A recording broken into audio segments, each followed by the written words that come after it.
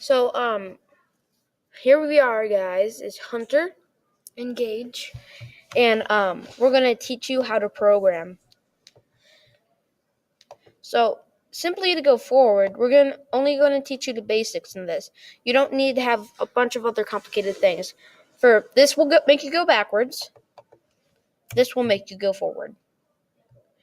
This is without any gears hooked up to the tires. In some cases, if you have gears hooked up to the wheels to make them spin, it may do it differently. I would recommend plugging in the big wheel motors into their default settings. For this, it's B and C. For the large motor, it's D, which is when you have one of the wheel motors only spin one instead of two. And for a small motor, which is necessary for most tasks, you will need to put it in A. Now, this isn't necessary, but it just makes it a lot easier. Engage is going to help you with steering.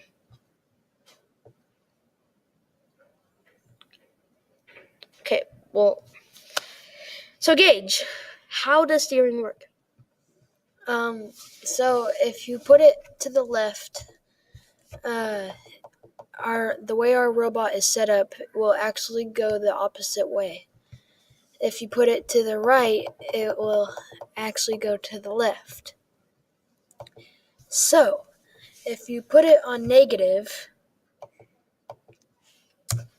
it will make this. It will go like backwards like this. Or if you put it on positive, it will go steering like this. Both are actually useful, but it just depends how you have your robot set up. For ours, it's like this, but when we changed it from earlier, it was different. So it just really depends where you have your wheels set up. There's also another way to turn, but it's less of a turn, but more of an angle. Like if you need something to go straight out from base, but then just a little bit of angle, this is what you'll use it for. So all you have to do is take the opposite tire that's not spinning enough. So let's say my right tire isn't spinning enough.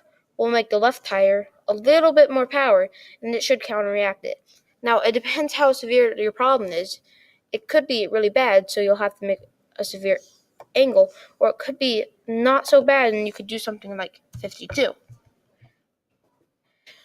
Another thing that you can do is simply if you need to have a slight angle when you're going someplace, like you can't go straight, but if you do a turn is too severe, this is also a great way to do that.